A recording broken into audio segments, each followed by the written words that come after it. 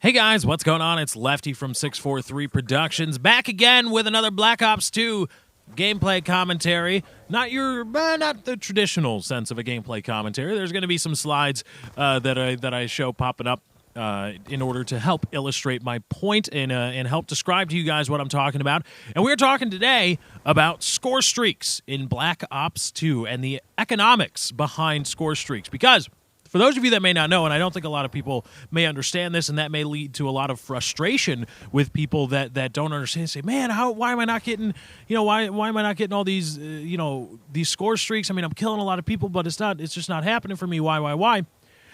The Black Ops 2 employs if not a fundamentally different system of attaining rewards or streaks, let's call them, for your in-game play. It employs an essentially different system from what we have come to know and love in the Call of Duty canon, which was a strict kill streak system. Now, we'll take the focus off of Black Ops 2 for a moment, just so we can define terms here. Up until this point in Call of Duty, the streak system has been predicated on an absolute valuation of kills or actions. We'll get to that distinction in a bit. But basically, let's focus on kills for the moment. An absolute valuation of kills, the have or have not of kills. Did you get those 3 kills for the UAV or counter or spy plane?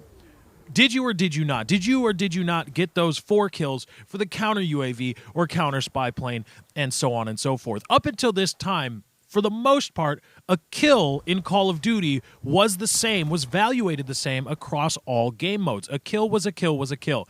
A kill in Team Deathmatch was the same as a kill in Domination. A kill in Domination was the same as a kill in Free-For-All. A kill in Free-For-All was the same as a kill in Search and Destroy, let's say. They were all the same, which is why you would see guys in like Search and Destroy, even though it is there's a very different air to a game mode like Search and Destroy. You would see a lot of people run lower kill streak sets because they didn't expect to get that many kills. But the kills, while they may be harder to come by in Search and Destroy, were still valuated the same. Now, we can boil that down to, in every game up until Call of Duty Black Ops. I know you're only seeing Call of Duty Black Ops, but it was pretty much up until that point. 1 kill was equal to 1 streak point. Now, it was a kill streak, so it was an aptly named 1 kill is equal to 1 kill streak point. Now, Modern Warfare 3 was essentially the same system as everything up until that point, but they introduced the idea of different actions on the battlefield, not just kills, being worthwhile or valuable. And so 1 kill or action or pointable action, let's call it, let's say, capping B-Dom, right? Or going and knifing an enemy in placement, like a sentry gun, or I don't think you got points for knifing a trophy system, but those kinds of things. So in that system, 1 kill or action point, or 1 kill or pointable action is equal to 1 streak point. Essentially the same system. The points stack up, you choose your kill streaks, etc., you call them in, and we'll forget for the moment the joke that was the support point streak system. Or it wasn't really a streak, it was just the support point system. You just got points, and there you go. Now, what Black Ops 2 employs is still a streak system. It relies on streaks. It's not the absolute value. It's not how much score you can accumulate in a game. It's how much score you can accumulate in a single life.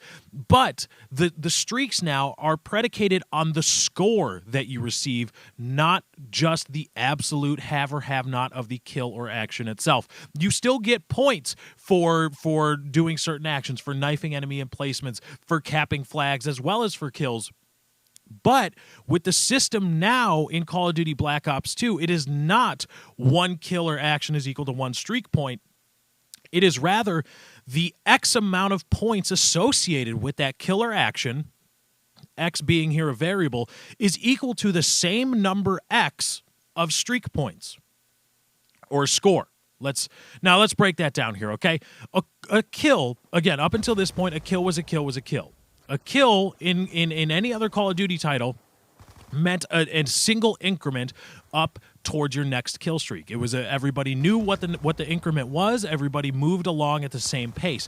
Now that pace is defined by how much what you do is worth. It's not defined by whether you do it. It is defined by what the game says it's worth. Think about this. In Black Ops 2, team deathmatch and a game like domination both assign the same number of points to a kill. We'll stick to kills for now because it keeps everything nice and tidy. A kill is worth the same number of points in TDM as domination, 100 points. So let's say that you're a really, really good player. Let's say in your average life in a Call of Duty game, you can expect 10 kills a life, right? 10 kills a life. That's really good. You're averaging a 10 KD at that point.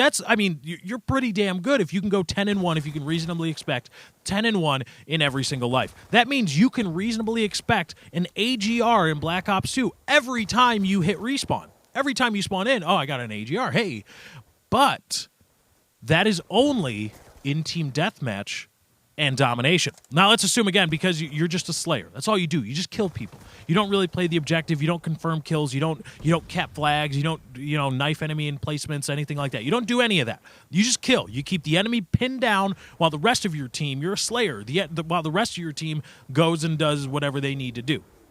So in TDM and domination, you are still extremely valuable to your team because you're getting 10 kills, and those kills are worth 100 score each, or 100 score points each, which means you're going to get 1,000 score points or score streak points every single life. But if you move to a game like Kill Confirmed, you're only half as valuable as your team, because the kills in Kill Confirmed are only worth 50 points until you confirm those kills, and then you get an extra 100 points. But if we stick with the caveat that this fictional player is only a slayer, he just kills people, that's all he does, doesn't confirm kills, he becomes less valuable by half to his team just by switching game modes. That is the economics. Those are the basic economics of the score streak system in Black Ops 2. When you're choosing your score streaks, you have to understand, one, what kind of player you are, and two, exactly how what you do on the battlefield is evaluated by the game. If you are a strict slayer and you're playing Kill Confirmed, you better get ready to confirm some of those kills if you want those score streaks. Otherwise, you are going to be inherently less valuable to your team because you're not going to get as much score, and thus you're not going to, or as many score points, thus you are not going to get as many of your score streaks. So that is the basic economics of the score streak system in Black Ops 2. What you need to understand now is not just if you can or cannot get the kills, it's how much those kills or how much those actions, those battlefield actions, whether it be capping a flag or knifing enemy emplacement, stuff like that, you have to understand how much those are worth, and then evaluate accordingly. So if you're a slayer going from domination to Kill Confirmed, if you're not going to cap, or if you're not going to confirm kills, you're going to want to bump your score streaks down a little bit. Otherwise, you're going to be wondering why you're not getting as many.